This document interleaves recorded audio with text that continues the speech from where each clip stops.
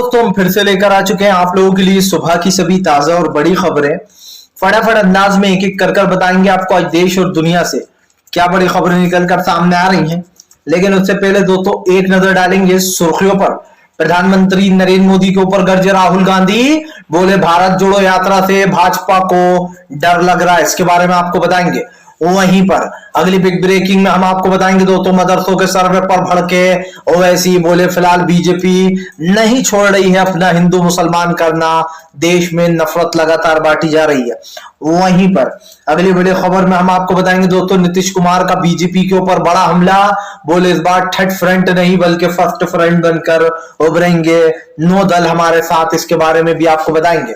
वहीं पर अगली बिग ब्रेकिंग में हम आपको बताएंगे दोस्तों ममता बनर्जी का भाजपा पर बड़ा हमला, बोले फिलहाल हमारी जितने रिश्तेदार हैं सबकी संपत्तियों को देख लो, एक भी पैसा नहीं मिलेगा, इसके बारे में भी बताएंगे। दरअसल ममता बनर्जी पर एचसी ने नोटिस जारी कर दिया, इसके बारे में बताएंगे। वहीं पर अगली बिग ब्रेकिंग में हम आपको बताएंगे दोस्तों जी दरअसल आपको बता दे इमरान प्रतापगढ़ी का भाजपा पर बड़ा हमला, बोले हम जिस रास्ते पर चलना है यही रास्ता सही है, इसके बारे में आपको बताएंगे। वहीं पर अगली बड़ी खबर में हम आपको बताएंगे दोस्तों जी आपको बता दें अशोक गहलोत ने बीजेपी को लिया आड़े हाथ, बोले राहुल गांधी इतिहास बनाने निकले 3,500 किलोमीटर चलकर।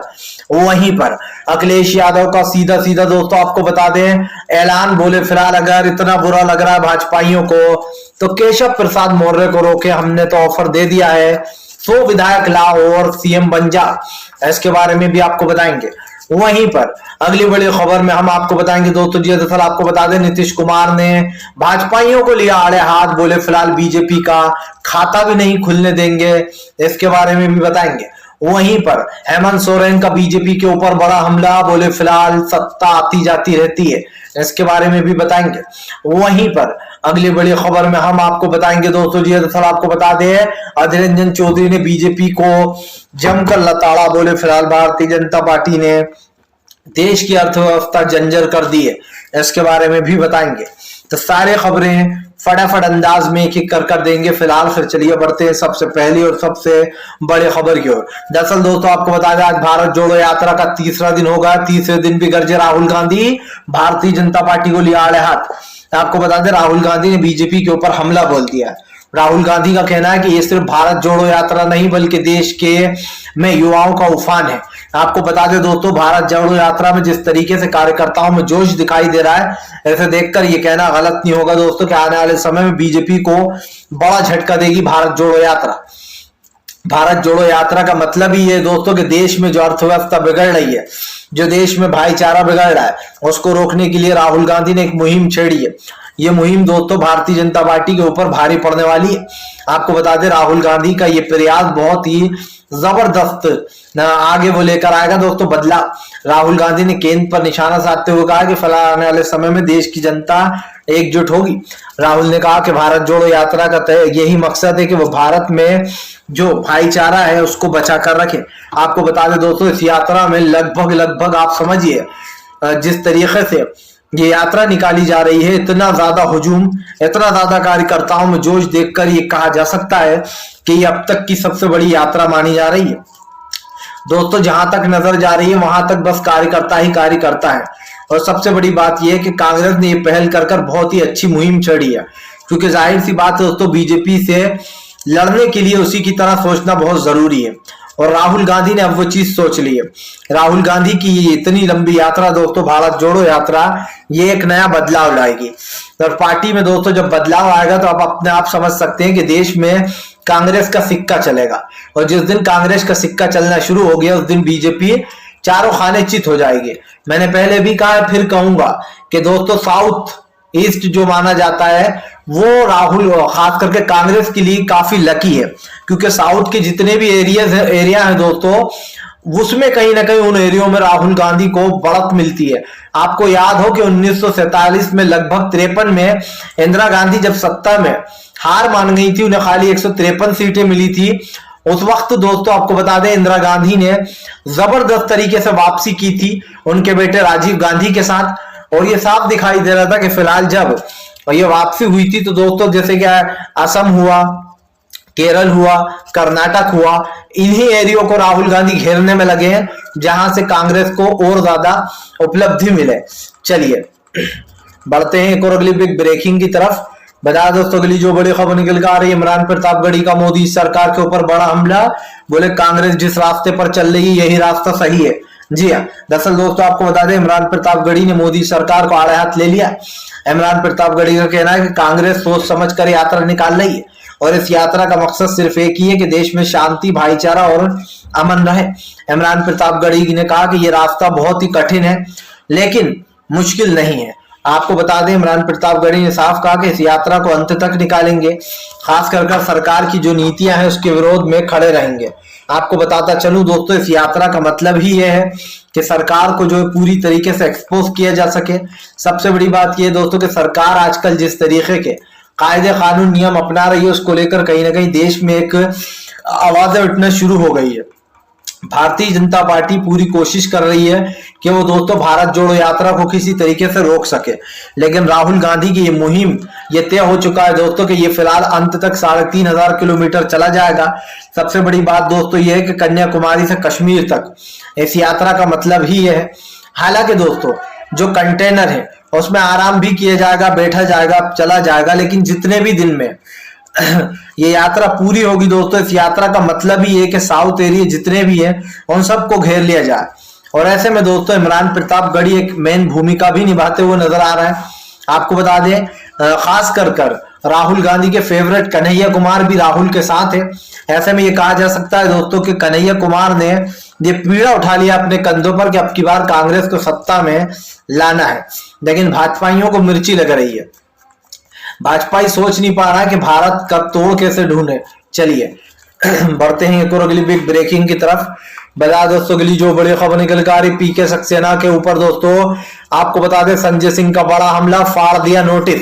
दरअसल दोस्तों आपको बता दें सदन में संजय सिंह ने जो बातें बोली उसको लेकर अब पीके सक्सेना ने, बीजेपी के ये पीके सक्सेना ने उनके ऊपर मानहानि का दावा कर दिया संजय सिंह के ऊपर। आप नेता संजय सिंह ने नोटिस फाड़ते हुए कहा कि मैं डरने वाला नहीं हूं, मैं संसद का चुना हुआ इंसान हूं, ऐसे में जो भी करना है वो कर लो, डरेंगे नहीं। आपको बता दें दोस्तों संजय सिंह ने उस नोटिस को जबरदस्त तरीके से फाड़ दिया है और सीधे सीधे भाजपा को 2 टूक दे दी है। सीधे पीके सक्सेना से बोल दिया कि डरने वाले नहीं है, जो करना है करो। आपको बता दें संजय सिंह ने भाजपा पर हमला बोलते हुए कहा कि देश की अर्थव्यवस्था बिगड़ी हुई है, देश में जिस तरीके की बदहाली और बेरोजगारी महंगाई आई है इसको लेकर चर्चा नहीं होती है। खास कर दोस्तों संसद में जिस तरीके के नाटक हो रहा है, आप देखिए मानसून सत्र आता है उसको ठप कर दिया जाता है। इससे पहले जो है यहाँ पर सत्र लगा था, उस सत्र में भी ये हंगामा किया गया था, लोगों विपक्ष को एक के बाद एक सस्पेंड किया जा रहा था अंदर से। ऐसे में ये कहना गलत नहीं होगा कि संजय सिंह ने इस नोटिस को फाड़कर पीके सक्सेना के मुंह पर दे मारा है, क्योंकि पीके सक्सेना ने जो मानहानि का दावा किया है दोस्तों संजय सिंह के ऊपर, उससे संजय सिंह ने साफ कह दिया कि वो डरने वाले नहीं है और उन्होंने सीधे सीधे इस नोटिस को फाड़ कर फेंक दिया है। यानी कि मतलब साफ है दोस्तों कि बीजेपी और आप में 2-2 हाथ हो रहे हैं, क्योंकि आप जानते हैं कि गुजरात में कहीं ना कहीं आम आदमी पार्टी इस वक्त अपना परचम लहराने की फिराक में है, तो वहीं दूसरी तरफ बीजेपी पूरी कोशिश कर रही है कि वो इस बार भी सत्ता से ना जाए। आपको बताता चलूं दोस्तों पिछले 26 साल से गुजरात पर राज कर रही है बीजेपी, और इन 26 सालों में अगर आप देखेंगे तो गुजरात का कोई विकास नहीं हुआ है। ये मैं इसलिए भी कह रहा हूं दोस्तों कि गुजरात में हमने देखा है खास कर 26 साल से शिक्षा भी हुई ना, हॉस्पिटलों की हालत सुधरी है, ना ही स्कूलों की हालत सुधरी है। गरीब और गरीब होता चला जा रहा है, अमीर और अमीर होता चला जा रहा है। तो ये कहना गलत तो नहीं होगा कि आने वाले समय में भारतीय जनता पार्टी को एक बड़ा झटका देने के लिए आम आदमी पार्टी तैयार है। चलिए बढ़ते हैं एक और अगली बिग ब्रेकिंग की तरफ। बता दो तो मदरसों के सर्वे पर भड़के ओवैसी बोले फिलहाल बीजेपी नहीं रोकेगी अपनी हिंदू मुसलमान की राजनीति। आपको बता दें असदुद्दीन ओवैसी का कहना है कि गैर संवैधानिक तरीके से मदरसों का सर्वे कराया जा रहा है और जानबूझकर मदरसों को टारगेट किया जा रहा है। ओवैसी ने कहा कि जो लोग पढ़ नहीं पाते, जिन लोग को शिक्षा नहीं मिलती मदरसा में, उन लोगों की पढ़ाई की जाती है। ओवैसी ने कहा कि फिलहाल मदरसा ये नहीं देखता कि बच्चा हिंदू है या मुसलमान, मदरसों में जो चाहे वो पढ़ सकता है। लेकिन दोस्तों आपको बता दें, जानबूझकर जो मदरसों के सर्वे का काम दिया गया है। योगी आदित्यनाथ ने 15 तारीख तक पूरे मदरसों के सर्वे की बात बोली है। लेकिन आपको बता दें, उत्तर प्रदेश में पहले ही घमासान चढ़ा हुआ है। जहां एक तरफ मदरसों के सर्वे चल रहा है, तो वहीं दूसरी तरफ असम में भी एक के बाद एक मदरसे गिराए जा रहा है, जिसको लेकर ओवैसी ने बीजेपी को आड़े हाथ ले लिया है।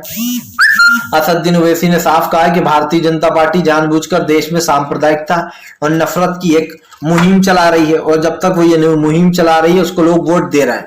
लेकिन जिस दिन दोस्तों इस एजेंडे पर वोट मिलना बंद हो गए, इनकी राजनीति भी अपने आप खत्म हो जाएगी।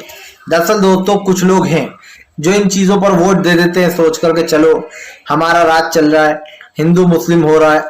लेकिन दोस्तों वो लोग ये नहीं जानते कि ये 4 दिन की चांदनी है, फिर काली रात है। इससे पहले दोस्तों लाल कृष्ण आडवाणी भी यही राजनीति किया करते थे, लेकिन उनकी राजनीति चली नहीं, दोनों बार चुनाव हार गए थे। सबसे बड़ी बात यह कि लाल कृष्ण आडवाणी ने बाबरी मस्जिद का मुद्दा उठाया था।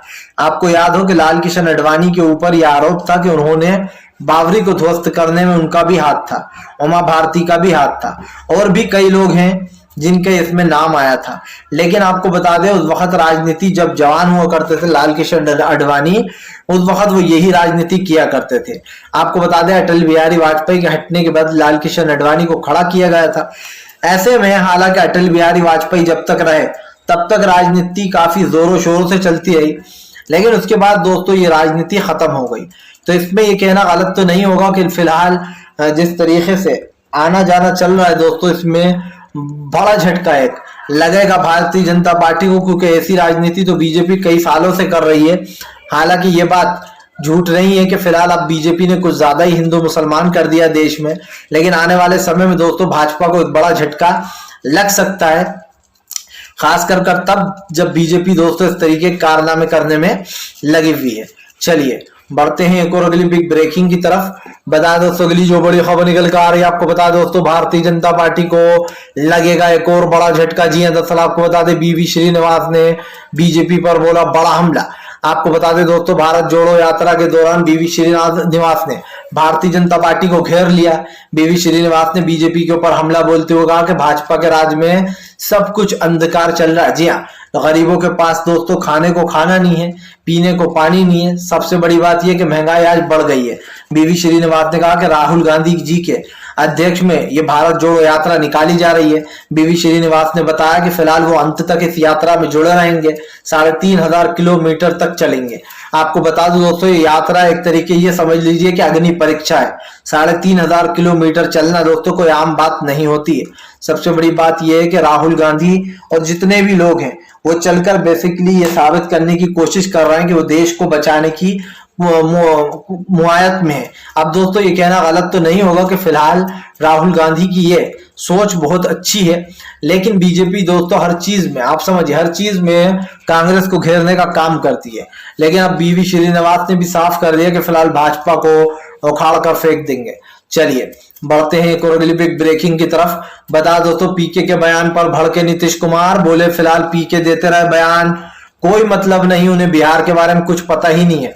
दरअसल दोस्तों आपको बता दें, पीके जो है आजकल नीतीश कुमार और बिहार की राजनीति को लेकर सक्रिय हो गए हैं।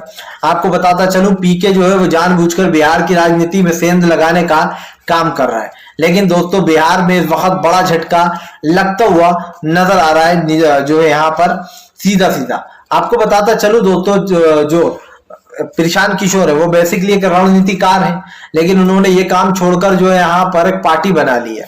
अब इस पार्टी के ऊपर दोस्तों जमकर गरजते हुए नजर आए हैं नीतीश कुमार। नीतीश कुमार ने कहा कि पीके कुछ भी बोल रहा है हमारे बारे में, उन्हें कुछ बिहार के बारे में पता ही नहीं है, वो कुछ भी बड़बड़ा रहा है। नीतीश कुमार ने कहा कि फिलहाल इस बार तो तीसरा फ्रंट बन गई थी हमारी पार्टी, लेकिन अब की बार 9 संगठन हमारे साथ हैं और इस बार हम फर्स्ट फ्रंट बनेंगे, थर्ड फ्रंट नहीं। यानी कि दोस्तों नीतीश ने साफ कर दिया कि इस बार जेडीयू सबसे ज्यादा सीटें लेकर आएगी। ऐसे में दोस्तों ये कहना गलत नहीं होगा कि नीतीश फिलहाल अपनी पार्टी को मजबूत करने में लग गए हैं, खास कर बिहार में। यानी कि दोस्तों नीतीश अभी बिहार की गद्दी छोड़ने के मूड में नहीं है, तेजस्वी डिप्टी सीएम ही बने रहेंगे।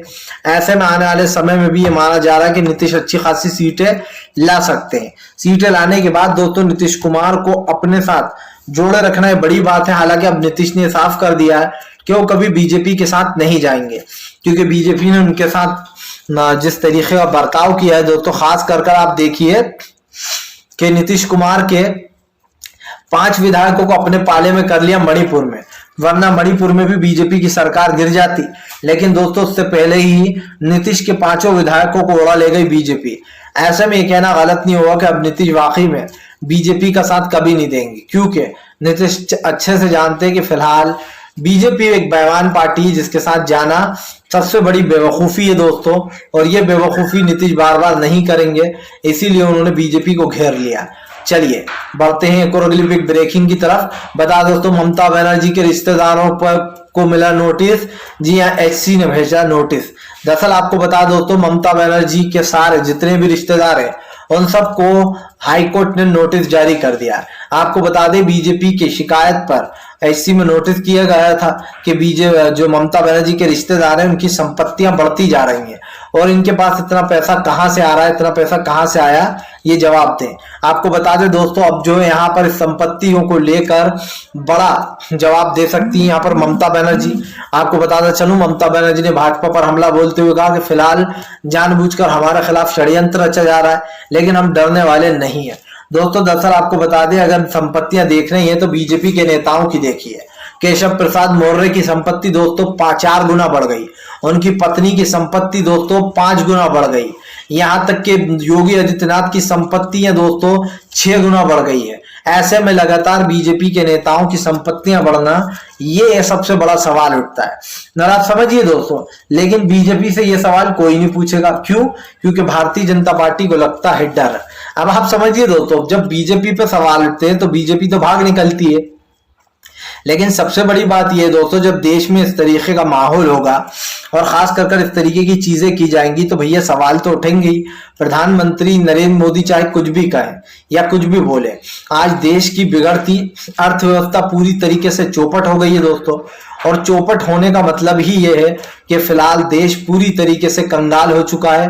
प्रधानमंत्री नरेंद्र मोदी देश पर पैसा नहीं उठाते और पीछे पड़ रहा है ममता बनर्जी के। कभी बीजेपी के नेताओं में गिरबान में झांक कर देखें नरेंद्र मोदी, न जाने दोस्तों कितनी संपत्तियां निकलेंगी, कितना काला धन निकलेगा बीजेपी के नेताओं के पास, लेकिन इनके घर पर कोई छापे नहीं पड़ते। सीधी सी बात है, बीजेपी अपने लोगों को बचाती है दोस्तों और दूसरे लोगों को फंसाने का काम करती है। चलिए बढ़ते हैं एक और अगली बिग ब्रेकिंग की तरफ। बता दोस्तों, अखिलेश यादव का भारतीय जनता पार्टी के ऊपर बड़ा हमला। बोले जो ऑफर देना था हमने दे दिया, अब सोचना डिप्टी सीएम केशव प्रसाद मौर्य को। दरअसल दोस्तों आपको बता दें, बीते दिन अखिलेश यादव ने एक बयान दिया था जिसमें उन्होंने कहा था कि केशव प्रसाद मौर्य हमेशा कहते रहते हैं मेरे समर्थन में 100 विधायक है कि 100 विधायक हैं, अगर उनमें दम है तो वो 100 विधायकों को लेकर सपा के पास आए, सपा उनका समर्थन कर देगी, उन्हें सीएम बना देगी। यानी कि दोस्तों मतलब साफ है, अखिलेश यादव ने सीधा सीधा ऐलान कर दिया है कि अगर केशव प्रसाद मौर्य 100 विधायक लेके आते हैं तो उनको पार्टी का सीएम बना दिया जाएगा। मतलब साफ है दोस्तों, पार्टी का सीएम बनने के बाद काफी कुछ कर पाएंगे डिप्टी सीएम केशव प्रसाद मौर्य। लेकिन इस वक्त दोस्तों भारतीय जनता पार्टी बिदक गई है भारतीय जनता पार्टी, और उसको सिर्फ एक ही चीज दिखाई दे रही है कि अरे ये क्या हो रहा है। दरअसल दोस्तों सरकार बदला बदली चल रही है और सरकार अदला बदली से बीजेपी को बड़ा डर लगने लगा है। अब तक तो बीजेपी हर जगह खेल दिखा रही थी, लेकिन अब तो दोस्तों विपक्ष ने भी वही करना शुरू कर दिया है, लोगों को ऑफर देना, ताकि दोस्तों बीजेपी की लड़ाई में बीजेपी को उसी के हथकंडे से हराया जा सकता है। इसीलिए अखिलेश का यह हथकंडा दोस्तों केशव प्रसाद मौर्य के ऊपर डाला गया है, ताकि आने वाले विधानसभा चुनाव में दोस्तों उत्तर प्रदेश भी बीजेपी के हाथ से निकल जाए और जो है यहाँ पर बीजेपी पूरी तरीके से चौपट हो जाए दोस्तों। क्योंकि इस वक्त केशव प्रसाद मौर्य जो है वो बीजेपी के साथ बागे होने के तेवर भी बता चुके हैं कई बार, क्योंकि योगी और केशव में बिल्कुल नहीं बनती, इन दोनों में दोस्तों ठनी हुई है। फिलहाल हम तो यही कहेंगे कि जल्दी पार्टी गिर जाए बीजेपी की तो ही अच्छा है। फिलहाल वीडियो अच्छा लगे तो लाइक कीजिए, चैनल पर पहली बार आए तो सब्सक्राइब कीजिए, पास में एक घंटी आएगी इसको भी दबा दीजिए, ताकि हमारे हर वीडियो की जो अपडेट है दोस्तों वो आपको मिल पाए और आप सच्ची और सही खबरों से जुड़े रहें और आपको यहाँ पर सारी सच्ची और सही